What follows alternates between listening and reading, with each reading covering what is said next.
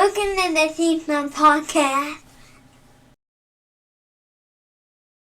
Welcome, everybody, to the Scene Snobs Podcast interviews. I'm, of course, your host, Mick Manhattan.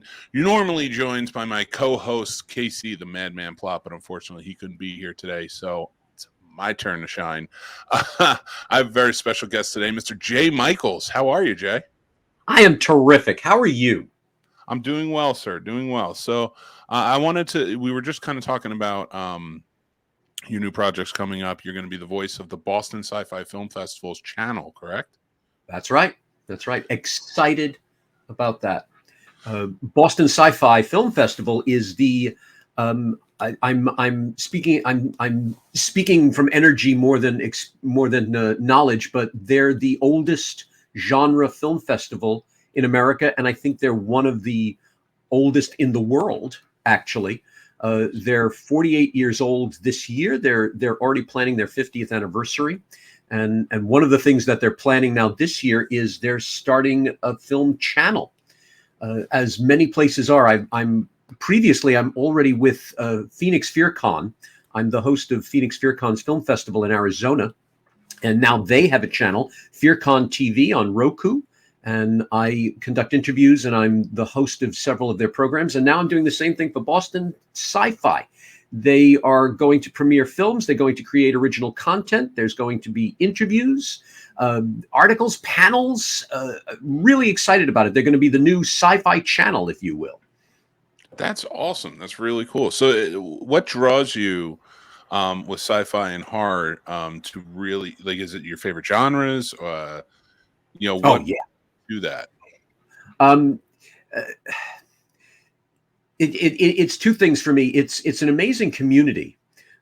Those involved in the community, and they're the essence of the word community. It's not segregated. It's not compartmentalized as one might think. If you're part of this genre, you are part of the entire genre.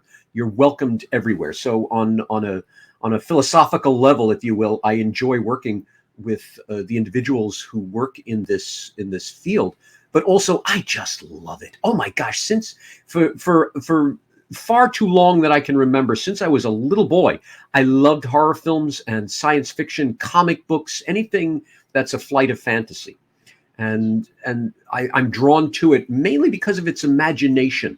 There are two things about it, and in my youth, I would say simply the imagination. To see someone fly, to see the rocket ships, to see these creatures that came from people's imaginations, always fascinated me. And as I got older, I realized, and this segues into another project I have coming on this year, actually, from Red Cape Publishing. I realized that there's a clairvoyancy about horror and science fiction. When we let our imaginations run wild, sometimes we plot the future. If we look at movies like Contagion or Idiocracy that were done now over 10 years ago, they're very powerful parables about what we're going through now. If we had just watched Contagion a little closer, maybe we wouldn't have been in a pandemic. We're seeing that now. There are movies out now like Don't Look Up and White Noise that are basically saying, see what's going on out there? Open your eyes. I think horror and sci-fi have a clairvoyancy about them. If you really look at the message within them, then what happens with them is you see the future.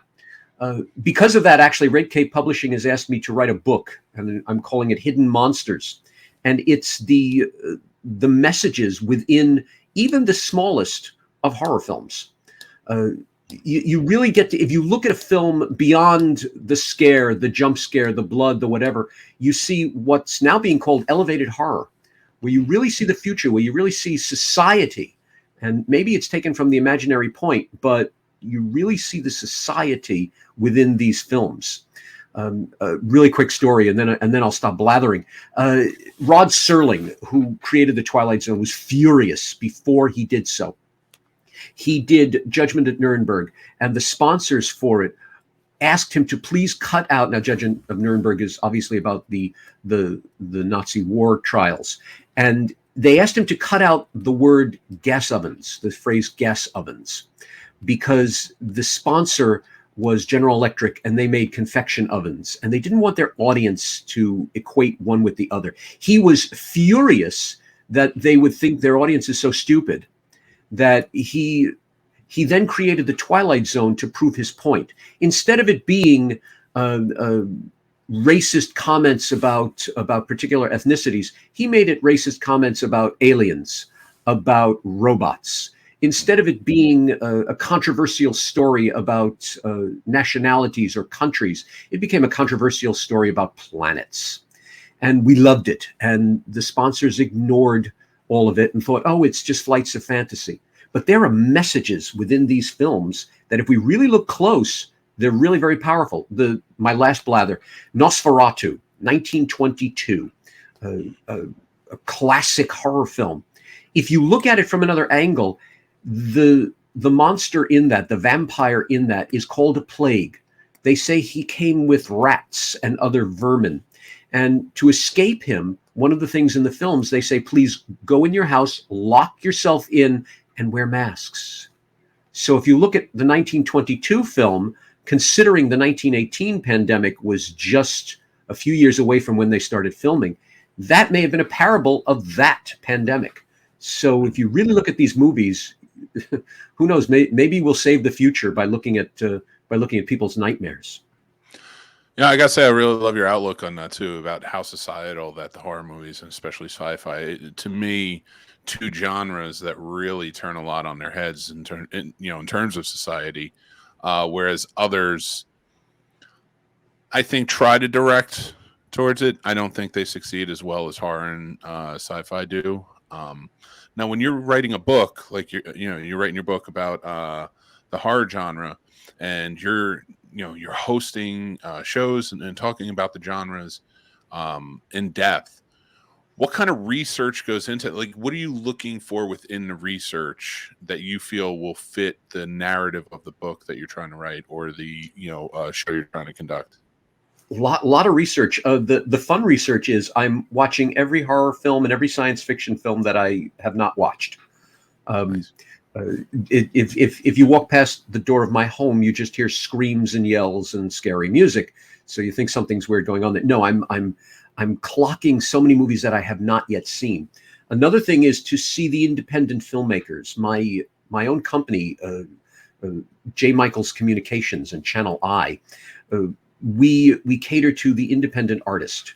We promote theater and film artists. And the one thing which I noticed about independent film is they're so much more unabashed. If you watch enough independent film, that other roadway of film, you really see stronger messages, because here there's no studio behind them to censor them. There's no desire to make millions of dollars necessarily. They're getting a message across, and you really see a message in these very raw sort of films. So I'm watching the classics, I'm watching independent films, and then joyously, considering I'm interviewing all of these individuals within the genre, I get to learn about them. I get to see their heart, and I've realized so many of them are these really decent, wonderful, caring people. You'd think, oh my God, they're playing these murderers. No, they're marvelous people. I'm collaborating now with Bill Oberst Jr., who is an icon within the industry, and he is the nicest of individuals, and they're all elevated thinkers. You look at some of these movies and you think they're stupid, pardon me, but no, these people are elevated thinkers. They know there's a message in there. They know what they're doing. So I'm reading up on the histories of these films. I am watching new movies, old movies, independent films, and when I can, I talk to these great artists. The joy is being part of 2 television channels. I'm able to contact them and say, okay, let's talk. And I learned so many fascinating things about them. And I had hoped that this book would fascinate me first before it was fascinating to my audience, and it certainly has. I learned so much about these individuals. I come away going, I had no idea. I spoke to, and I'm speaking to her again soon, Sarah Karloff, the daughter of the great Boris Karloff, to learn things about him, that he loved dogs, that he was proud to be British, and so many other things. It really makes a difference when I'm analyzing his movies, when I'm seeing how far they're going. Oh, I mean, and That's fantastic. I love that message with the research and how in depth it goes. Now, with watching everything and trying to just absorb all of those movies to help you, build the narrative of the book, and also, but also, like I said, the shows that you do. What are you gravitating towards right now, mostly within that realm?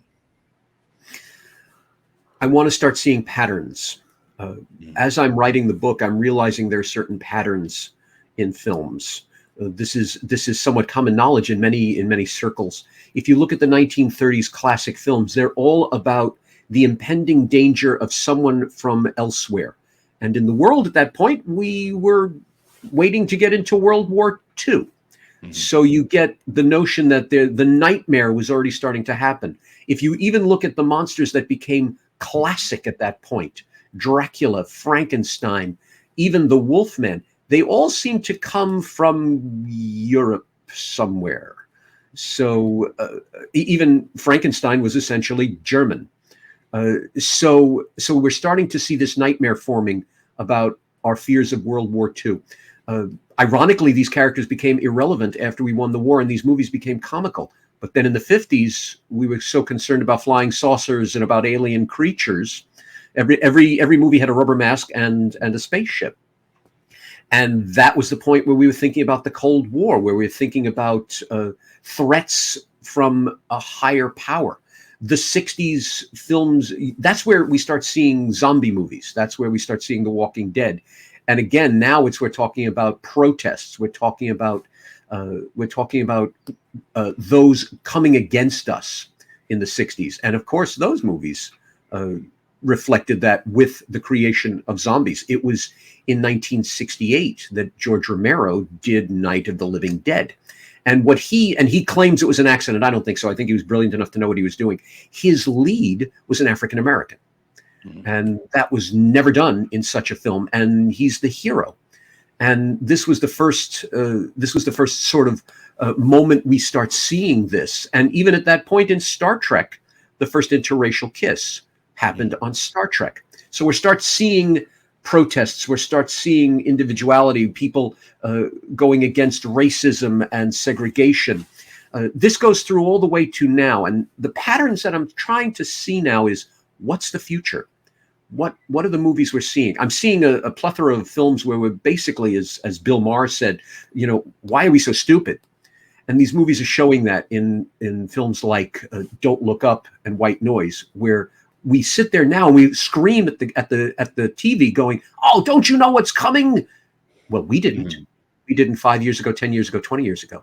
So I want to see what the next monster is going to be. My hitch, if you will, for the book is not only will we examine the hidden monsters of the past, but what are the monsters right in front of us, showing us our future?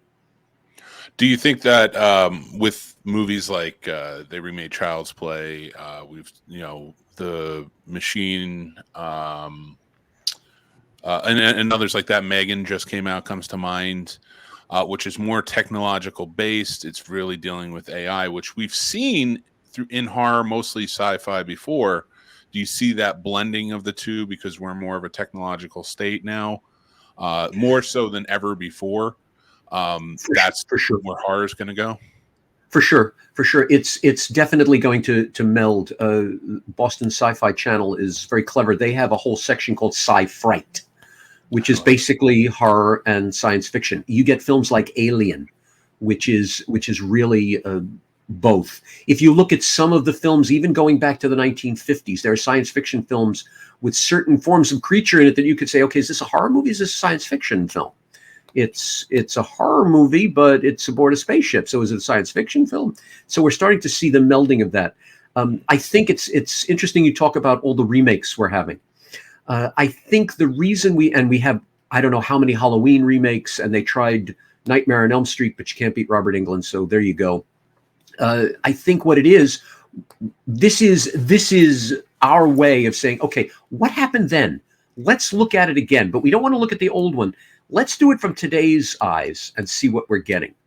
Mm-hmm. That's why some of them are absolutely stunning, and some of them don't fall right because their message was then and not now. And to update a film might not work. but it's our chance to say, okay, what's going on out there? But in terms of your question, technology, yes, definitely.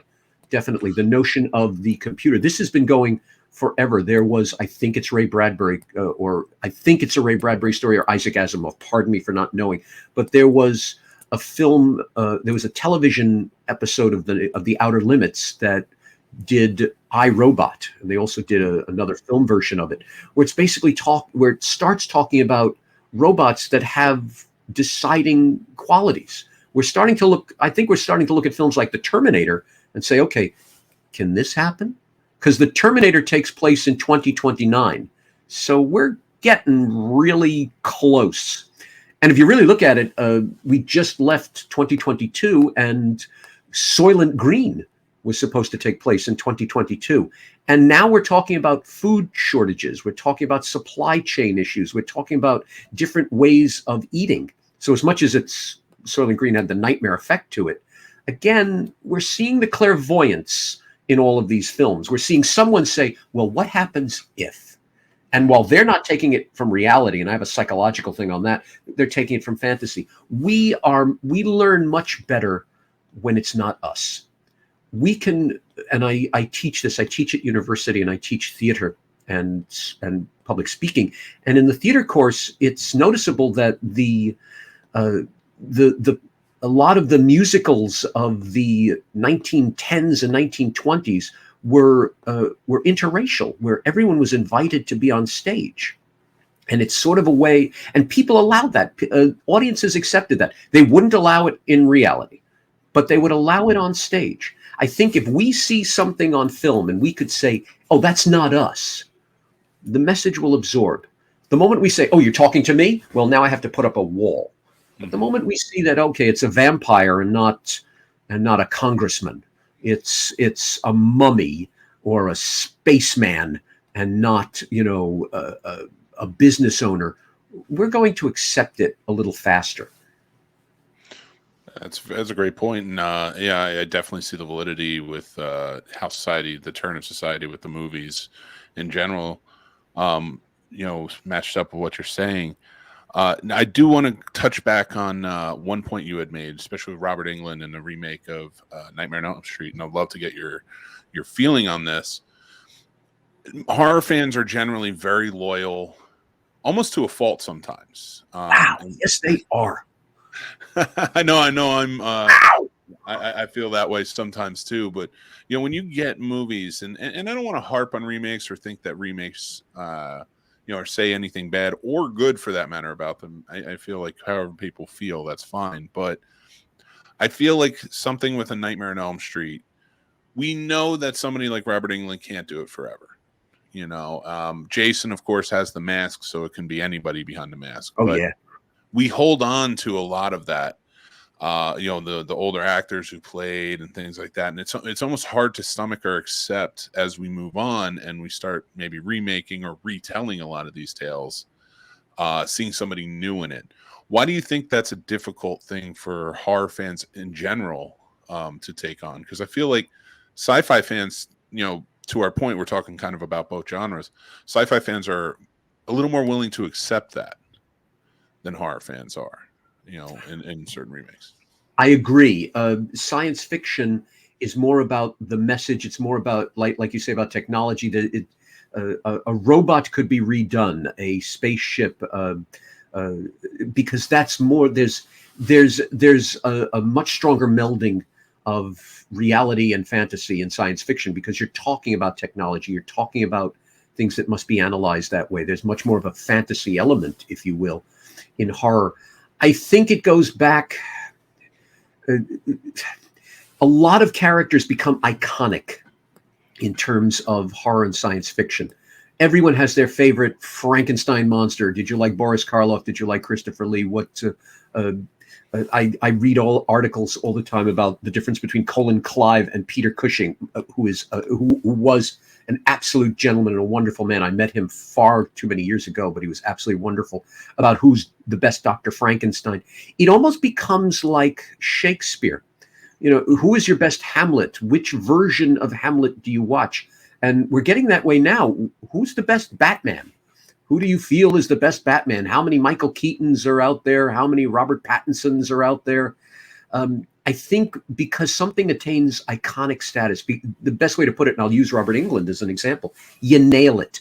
He nailed it. That was Freddy Krueger. That made it. It wasn't the glove. It wasn't the blood. It wasn't even the concept of the nightmare, which was amazing. It was his performance. So I think a character like that, sometimes they trademark it. That's it. You can't have anyone else. Bela Lugosi played Dracula twice. Once in a comedy. He was only Dracula in the original movie and in Abbott and Costello Meet Frankenstein. But if you turn to anyone in the street who has never seen a horror film and you say Dracula, they're going to give you the Bela Lugosi accent. Christopher Lee played it almost a dozen times, but it's the accent. If you nail a role, if you become that role, you can't be topped with it. And I think when it's a person, yes, you could have a lot of Chuckies because Chucky's a doll. Chucky is your technology. Chucky's almost science fiction. But there's Robert Englund and there isn't. Yeah, and I like that point, and as much as I love Robert Englund, is he even reinvented that role almost in playing it, because he's vastly different from the first one to the second one to even the ones after that to New Nightmare. The character is played a lot differently in different aspects of it. So with him even willing to adapt the character and do something different within each movie, do you think that there could be a call? Because I know the rights issue of selling, the family's trying to, make a new movie out of it. Mm-hmm. Could it move on from Robert Englund? And if so, what would an actor, especially I would love to hear from your theatrical background. What would an actor have to do to set himself apart, taking on that role from Robert Englund to be successful? It's an interesting thing you're saying with that. Whenever someone, and I go back to my favorite Shakespeare, I'm actually going to be directing it later this year, is Hamlet. Whenever you see a picture of any actor playing Hamlet, they're holding Yorick, they're holding the skull. So the skull seems to show us Hamlet more than the actor. I think if they want to get away from the actor who's created it, Robert Englund was brilliant because he basically allowed Freddy Krueger to grow up. In playing it each time, he played it a little differently. He added, he subtracted, whatever. It's like any human being. Essentially, Freddy just grew up, for lack of a better term. If we want to do another Nightmare, it's not about Robert Englund. It's about the glove in this case. Let someone else put on the glove. Maybe if the glove became the notion of the nightmare, that whoever's wearing the glove might work. There was a film called Hands of Orlok in the 1930s, and it was about a concert pianist who was in an accident, and he had to have his hands replaced, and they were replaced by those of a murderer. And suddenly he dreamt that he could throw knives and strangle people and kill people because the hands came alive. Clive Barker wrote a story like that. If we take it from the point of the nightmare, if we see what happens if someone else picks up that glove, then we're talking about the ideology of the character. We're talking about the reason. We're talking about the skull from Hamlet.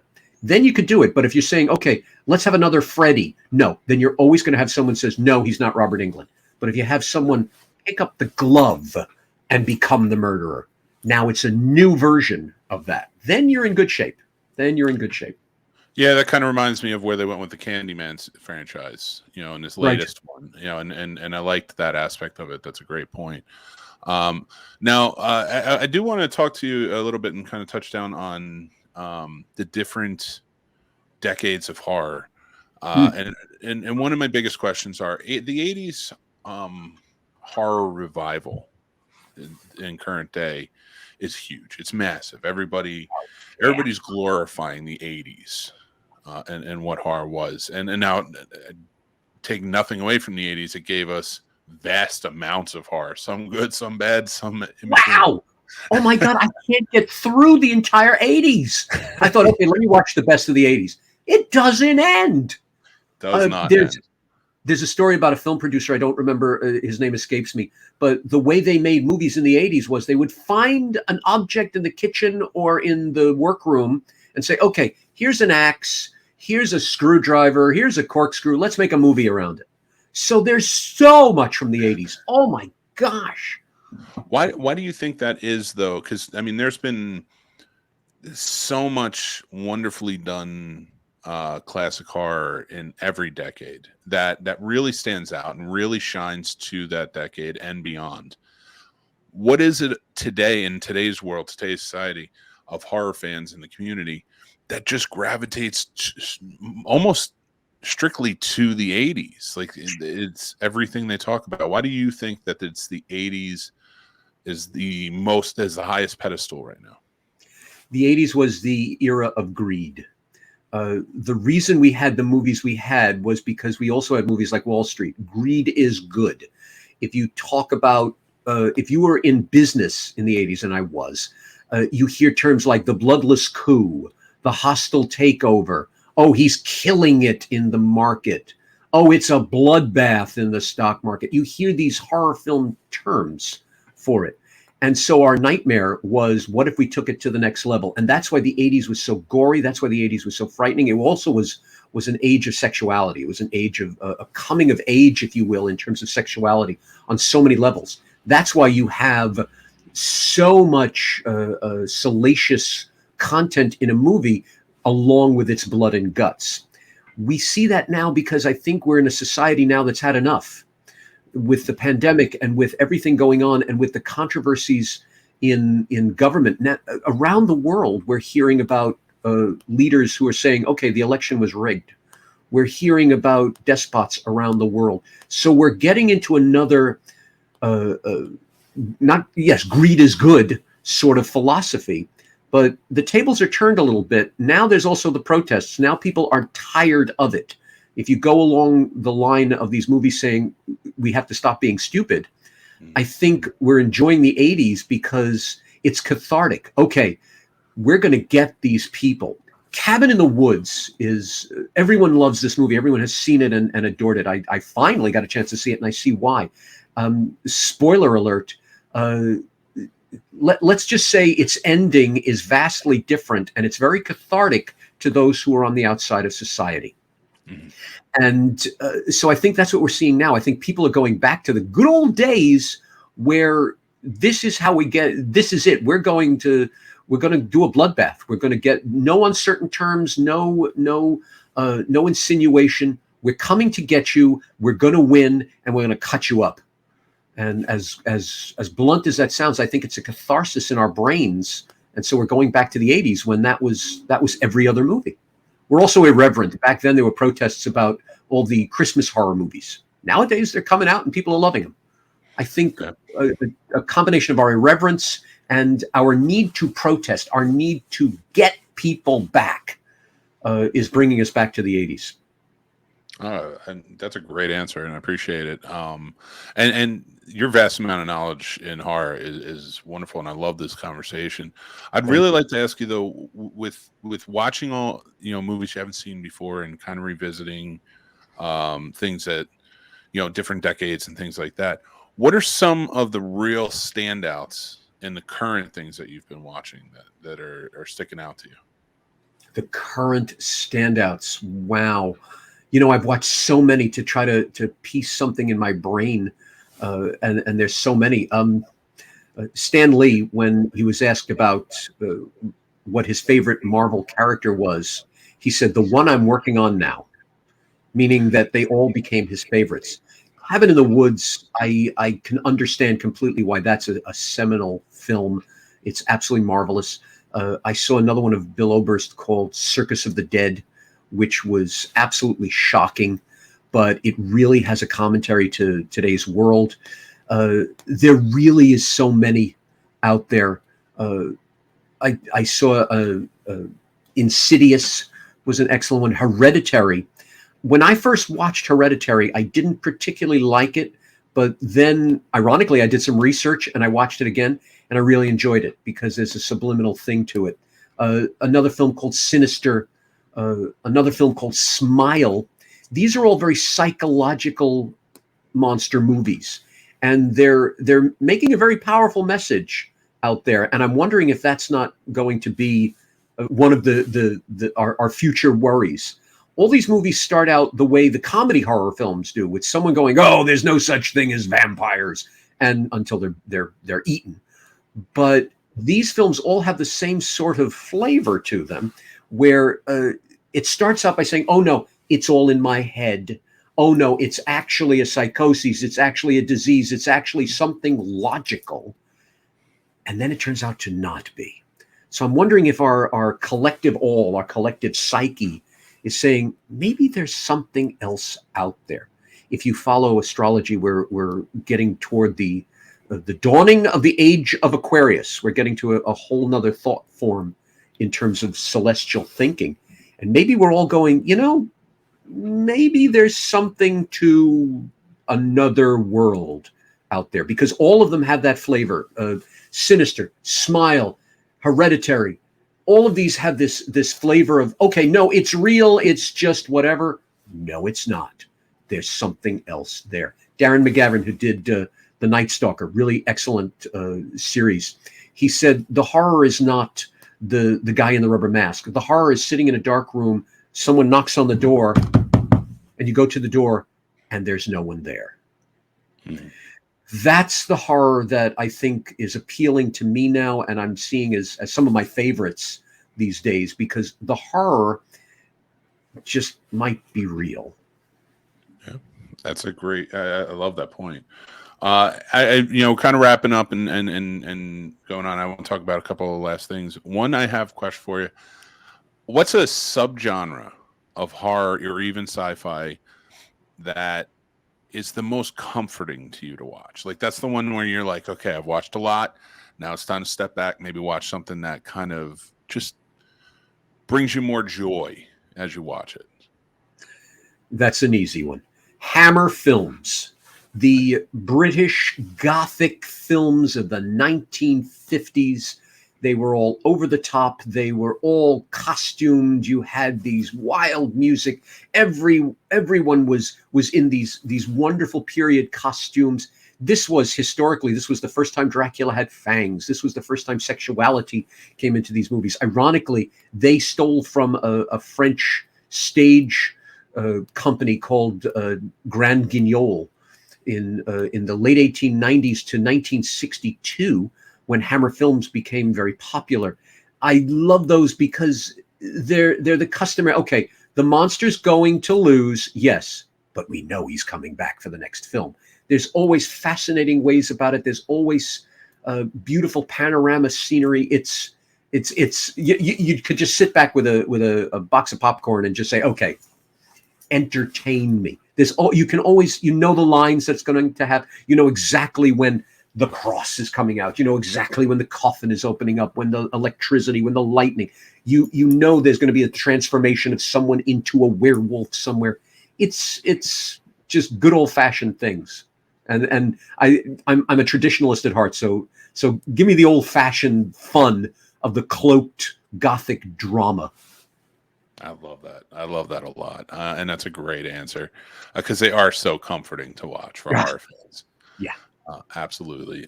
So, Jay, tell us a little bit more about what you got going on currently. I know we're talking about the channels and we're talking about the book.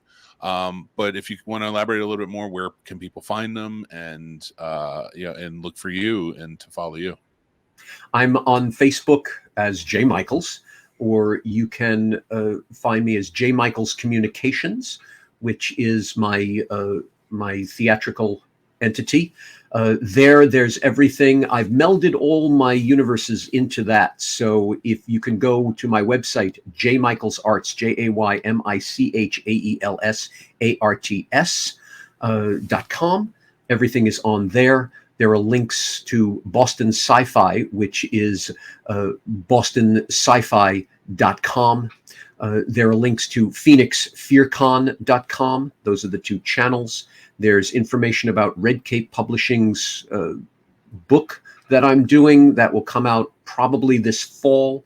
There's links to all the various theatrical projects. I have 4 shows that I'm shepherding off Broadway. So you'll find out about them. Your best bet, you can email me. I love to get email. I love to chat with people, especially on email. I could do it 2:00 in the morning if it's a busy day. You can write to me at jmcomnet@gmail.com. That's jmcomnet@gmail.com. And I'll always answer. I'll always be glad to chat with people. But everything's basically up on my website or on social media. Everything's there. That's awesome. And guys, just so you know, everything is going to be listed down below in the description. So make sure to go down there after the interview and check out everything for Jay Michaels. I appreciate you so much coming on. This has been a really fun. Thank you. I'm sorry? I thank you. I had an absolute blast. Oh yeah, no, this is a great time, and you know your stuff, so it's a lot of fun to talk to. I can't wait to check out the book when it's out, and to I'll just send you a copy, guaranteed. Oh, I'd love to, and be able to talk about it on the show and such too, because I'm really with the horror genre. I love reading about the old movies, how they're made, things like that, and especially when they're talking about the philosophies behind them, Yeah. So Yeah. it's definitely important to me. But yes, thank you so much for joining us today. Thank Pleasure. you. Yeah, and Jay, anytime, we'd love to have you come back on and talk about horror. So we'll get that set up in the future, especially when the book and the channels are full go.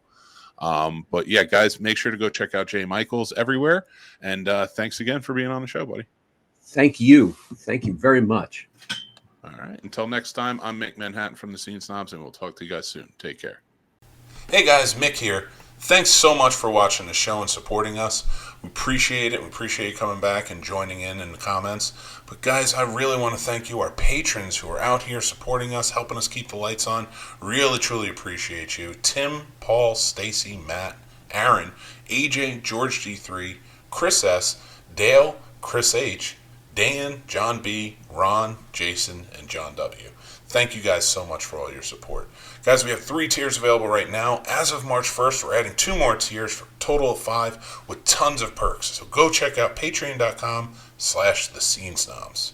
And join our Snob Nation Discord channel where the moderators are keeping everything going and we're having really fun conversations over there and more. So go check it out. It's free to join and just be part of the Snob Nation. And remember to embrace the absurdity. Hit subscribe on our YouTube channel. We have tons of great shows coming out and more. Our lives are over on Patreon, but you can check out the Snob Nation Morning Drive live show on our YouTube channel Friday, 7 to 10 a.m. Eastern, and tons more shows coming up thereafter. We have great shows like the Scene Snobs Podcast, Betting Bros, Math vs. Smash, Real Combat, movie reviews, and tons more. We have fun over there, and we think you will too. If you're looking for great merch, go over to the snobsmerch.com store. Use promo code SNOBS for 10% off of your order. We have tons of shirts, mugs, everything. Stickers, all different types of designs. We love it. I think you will too. So go check it out and let us know what you think. Remember to follow us on all social media platforms. We are at The Scene Snobs everywhere. You can also follow Casey at Planos21 on Instagram, at Casey the Madman on TikTok, and at Twitter Night on Twitter.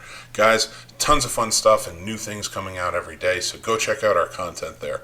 Thank you guys again. We are The Scene Snobs. Embrace the absurdity with us, and we love you, and we'll talk to you guys soon.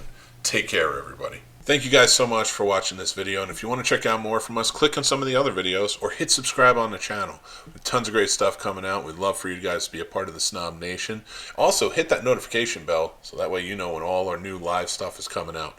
All right, guys, I'm Mick Manhattan from the Scene Snobs. I'll talk to you guys soon. Take care.